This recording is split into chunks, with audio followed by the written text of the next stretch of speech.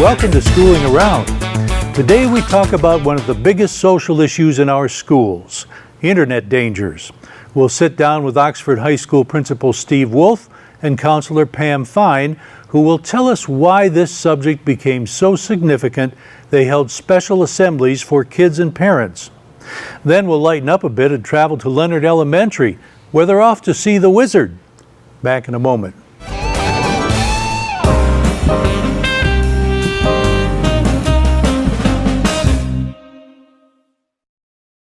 Cell phones, to have or not to have, becoming a serious issue as we raise our kids.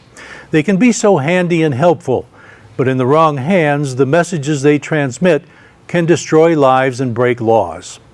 Principal Steve Wolf of Oxford High School felt this issue reached a stage that required action. So he set up assemblies and invited parents and kids to stop and think about these things. I sat down with Steve and Counselor Pam Fine for a little review. Now please remember that Pam is a little sensitive to being on camera, so it's voice only for her. Well, I think even 5 years ago, the way our students communicated with their phones is different from the way they communicate today. And most certainly 10 years ago, even more so, in that students are using more anonymous apps, apps such as Snapchat, where the text, the photo, the video, the link will delete. But may not actually delete. And if someone is really looking to get a hold of that information, it can be attainable. And so the way students have communicated without even using words sometimes, and how quickly they can do it, often receiving a message and forwarding it or copying it takes only seconds, yet can really put our students in danger, both from a safety standpoint, a well-being standpoint, and then even the world of the legality. So you're talking about not just written messages, but photographs and other things too.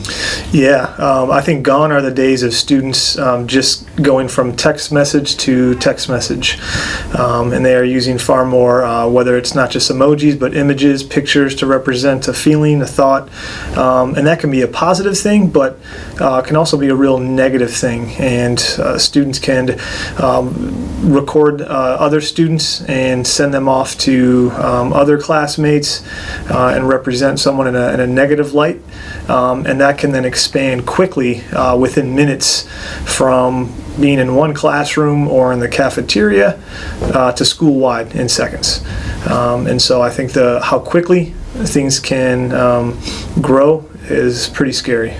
I know you had an assembly on this, and I want to talk about that in a minute, but before we do that, maybe Pam can help us here. Can you give us maybe a couple of examples of the kinds of stuff you're talking about? Sure. Students can often receive photos that are a bit sensitive for school. It could be students where they maybe aren't fully clothed, for example. And if a student is sharing those, well, then you're sharing information or you're sharing photos of another individual, which violates 10, 11, 12 parts of our code of conduct, but also raises questions about the nature, how that person's portrayed, and even worse than that, how that student may feel walking through the hallways if they were projected in a negative light. So it reaches across from our school code of conduct. Probably the most important, how students feel in the positive environment in our high school, but can also dive into the world of law and crime. And if that photo is to some extent more revealing than a student would like to have out, the student who sent it, or even worse, the student who unsolicitedly received it and then sent it out to friends, now himself could have been distributing some really sensitive information.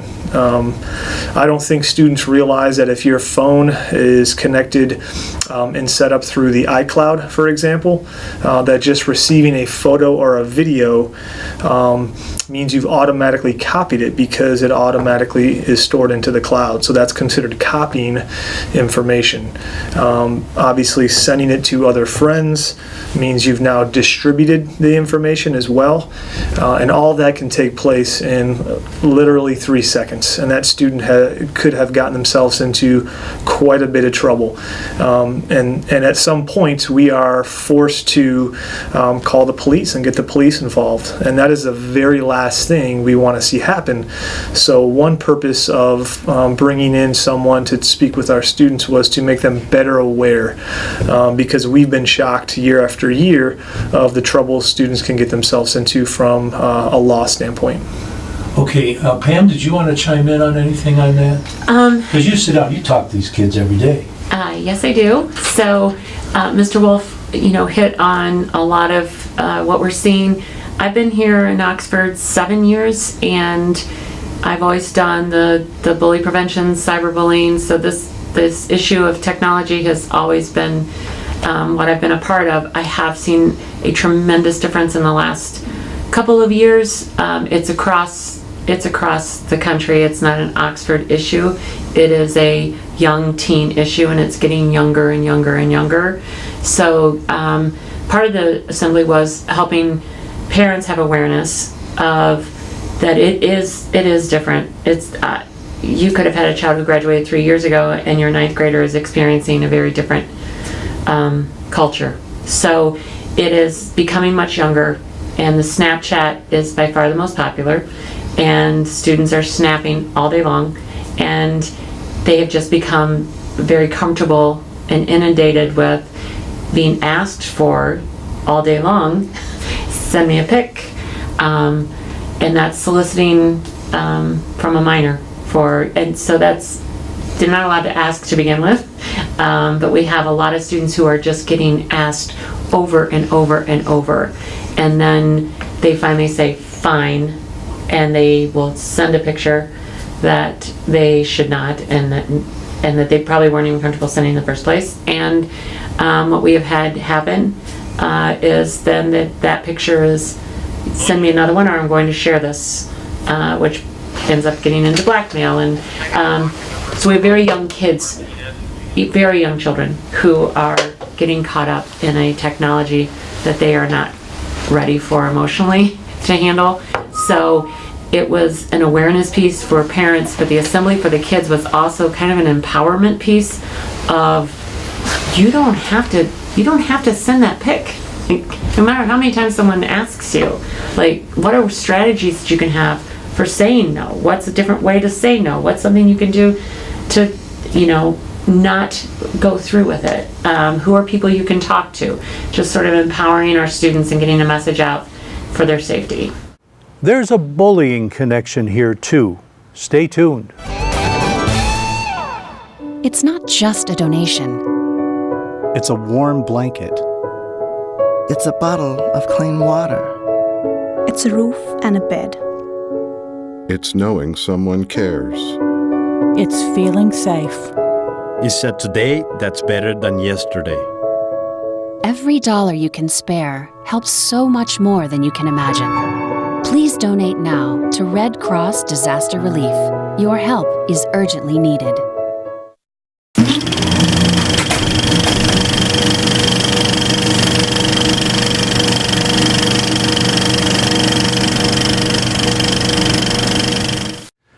When you stop and think about it, sending abusive messages and images kind of ties into bullying.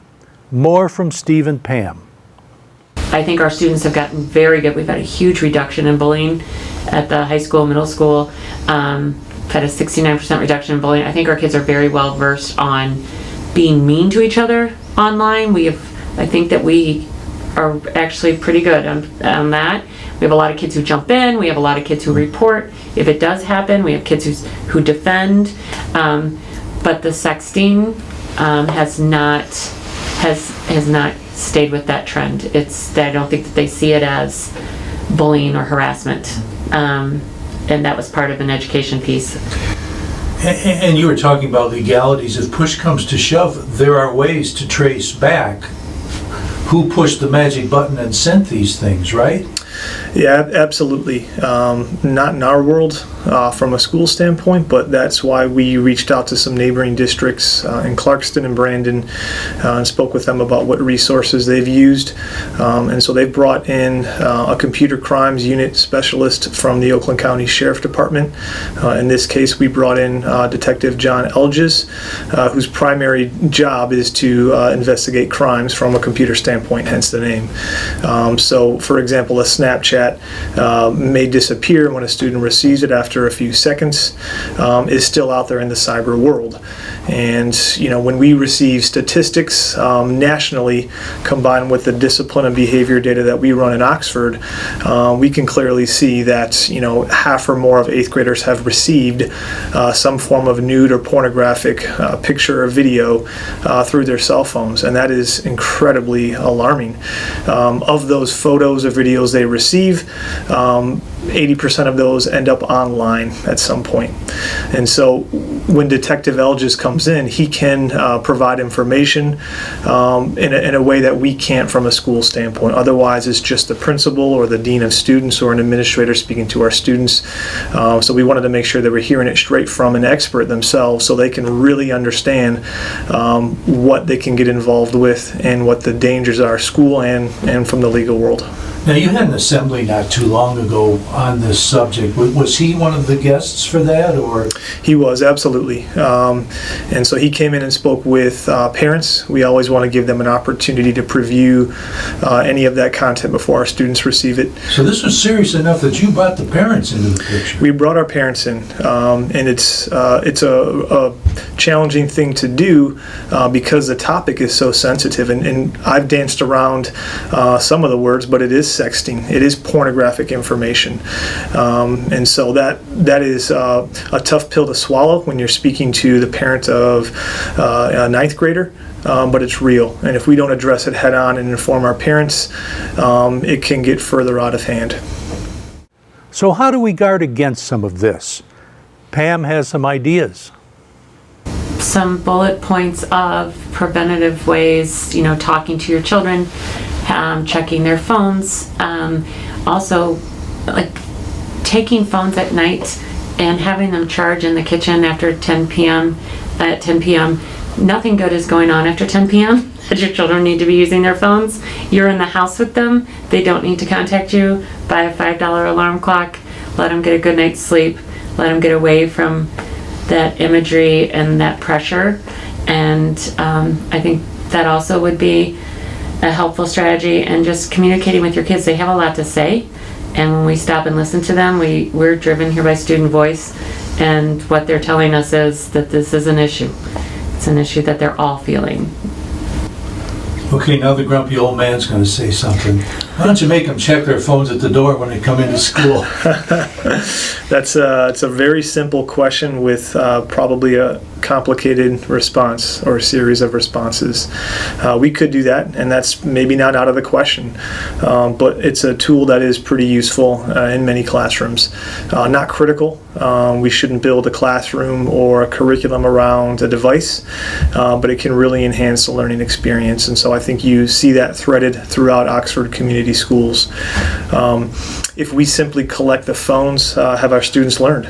And so part of our job is really being able to support students and have them work through difficulties, even if it be such a dangerous topic like sexting and sending and receiving that sort of information. We want to help our students learn rather than just collecting it and putting the issue aside. Yeah.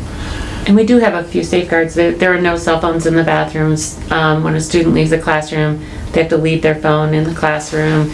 There are a lot of teachers who have pockets, and they'll collect the phones, and then if they need to use them for instruction, then they can get them. So that is an option for the teachers if they want to do that. Many teachers do that, absolutely. They will Okay. collect the cell phones and make sure students are engaged on, what that class content is that day.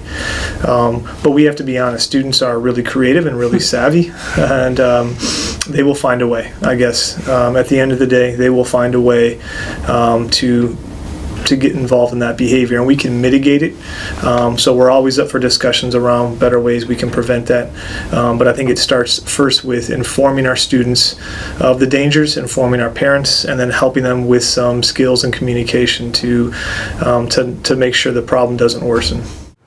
We'll talk about some other issues facing our kids in a moment. They've stormed beaches and freed countries. They've raised our flag and our hope. They've been called leathernecks. They've been called devil dogs. But above all, they're called Marines.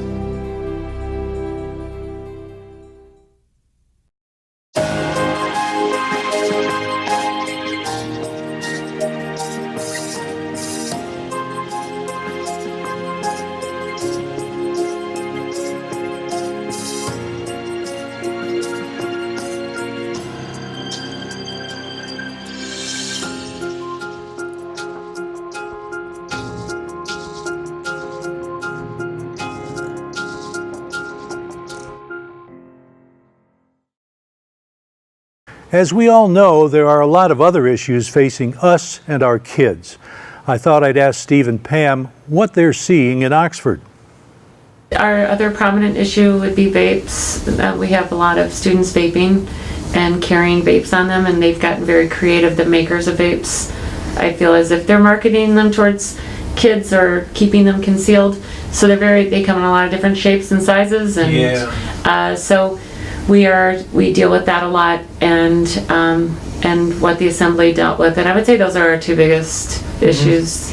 You hear so much about the opium crisis in this country these days. Are you seeing much in connection No, thank with that? goodness. Oh my goodness. Thank goodness. We have been extremely lucky, blessed. I don't know what the word is, but we have not dealt with any of that. Okay, how are our bullying programs going? We hope the Olveus. I am glad you asked. The Olveus program is district-wide. It is going really well after 6 years. Like I said, the high school had a 69% reduction in bullying. The middle school, I believe, a 54%. Clear Lake Clear Lake and are way below the national average. So a huge reduction in bullying in all the schools that have implemented the program, and so we're really happy with how that's been going. We still have the Bully Buster program that we have at the high school. Class has been created, so they have an opportunity to learn even more about bullying, and they write the lessons and they then present the lessons, so there's just a lot more time that they can concentrate. They work with elementary schools now, and we let our kids do some of that, don't we? That's the Bully Busters. It's a high school class, first hour class that Ms. Getz teaches. It's a leadership, mentorship class, and they work with middle school. They were just over at an elementary school working with a student who was feeling excluded, and so we're really happy at the high school with that. We're happy the Olveus program is going great. Getting ready to do some more implementation at a couple other schools, and we've had better results than what we even anticipated. Yeah, that's great. Yeah, I think the challenge is, I think, with we see such great deal of success with our Bully Busters, with our first period mentor students who really just build strong relationships with the middle school students, and that's a kind of a school culture thing. Our leadership students who are involved day to day is more of school climate as the day goes on and their involvement in activities.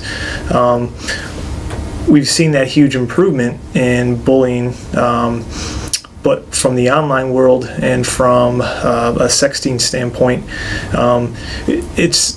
we are not primarily seeing a great number of students who are quote unquote the textbook bully, who are picking and choosing people to send negative messages to and then getting their friends to jump on board. It's the folks in the middle of that who may see that post and then resend it out because, wow, that's really entertaining.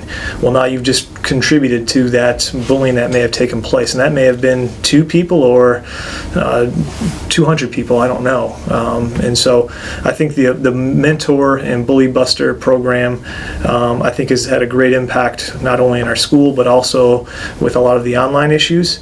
But because it's so easy to copy, distribute, involve yourself in some of those communications, we're seeing a lot of students involved who don't even realize they're really involved with it. They just think they're a bystander in it, but they're not. They're a participant. Pam shares some final thoughts. The mental health aspect of teenagers nationwide and at Oxford, we have done a lot towards suicide prevention. We have excellent counselors. We have a staff that cares about kids. We have a front office that, says open door if you need us, we're here. We have a group of students who are very, I feel, highly aware of mental illness in their friends. They are reporting concerns about their friends during the day, at night, on the weekends. We are getting information on students that they are saying, I'm worried about my friend, can you help them? So I think that our students are very well educated and very informed on mental illness and suicide prevention and keeping those conversations open. So the students are excellent at that. They're very good at that. Yeah. What do you think is the biggest issue that worries you the most that you guys have to deal with these days? My answer would be the phone. Yeah. It's the phone. Like the access that they have when we're not watching, not just the sexting, but they're on smartphones, they can access anything. Well, yeah. And they're very young children. So as a parent and an educator and a dean, my biggest concern is the phone and the use of the phone and the lack of communications that kids have with each other now, and the forming of relationships, and the barriers that are broken down sexually because you're not face to face. All of those things are wrapped up in cell phone usage, lack of sleep. There's so much. So that would be my answer. That's my number one concern. Yeah. Yeah. What about it? Do you hear much about? I don't know if this is in your realm. Some kids. I'll say it is. Game all night. You know what I'm saying? Oh goodness. Yes. And that's got to have an effect on their ability as a student. Yeah. We have kids who are exhausted. Yeah, we did our business professional club students did some videos for a competition in December.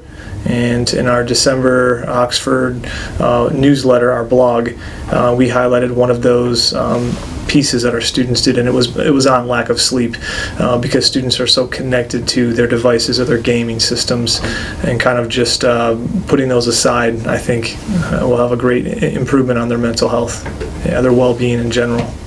Well, it's like another addiction, isn't it?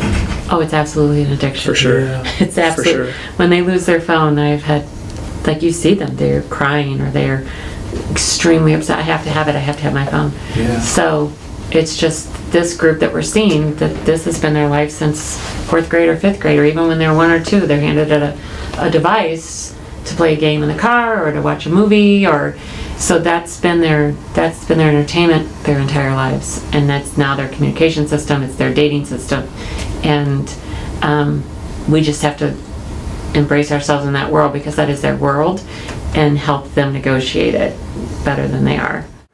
Some thoughts from our high school principal next.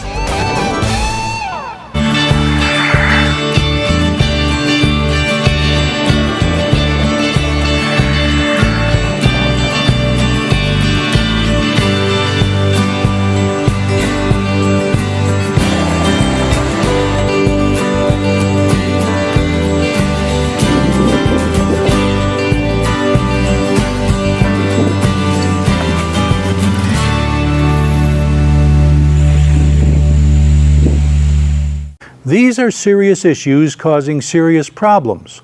But Steve Wolf sees a light at the end of the tunnel. One thing I want to point out, this is the 4th high school I've worked at in 3 different districts, and our students' ability to address their peers' mental health and work cooperatively with our staff for just everyone's well-being is so far above and beyond what I've experienced. And there's no doubt in my mind it's a direct result of a lot of the work we've done here, especially with Pam Fine and our support staff. Without question, our students feel as if they can make improvements in their friends and their support systems' well-being, and that just makes for a much more positive climate.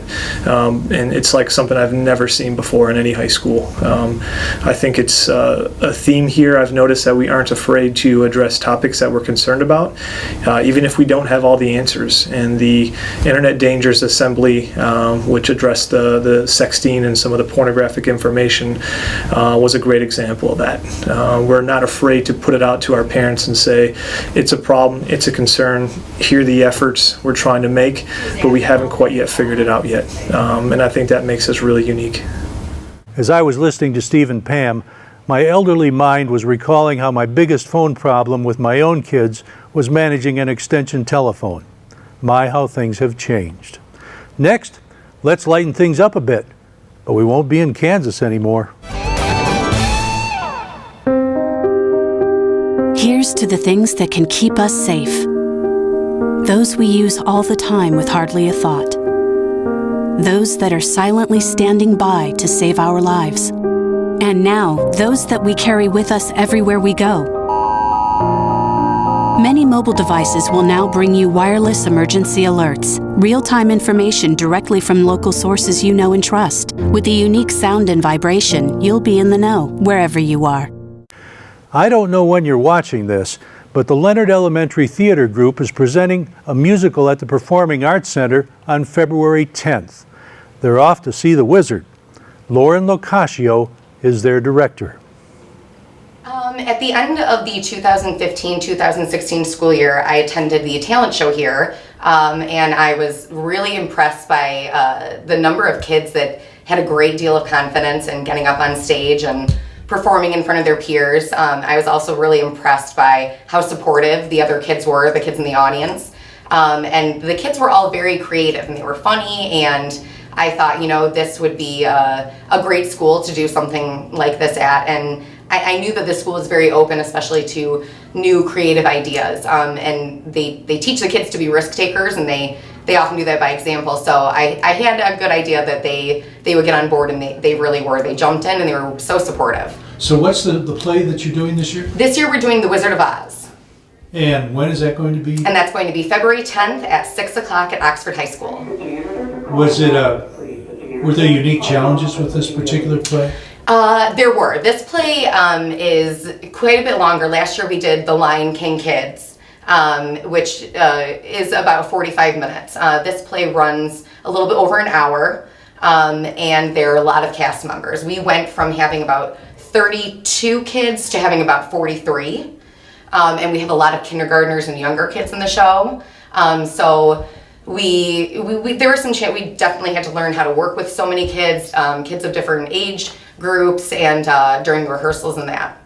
Are the kids catching on pretty easily? They are. It's surprising how much they catch on. And last year doing The Lion King, we had quite a few songs that were done in African languages, a couple in Zulu, and which was new to all of us. And they did a great job learning the songs and performing the songs. And when they got on stage, I noticed they were so professional, and they really rose to the occasion, and they were very proud of themselves. Now, who provides the music for this? The background, the orchestral parts? We purchased last year. Our show came from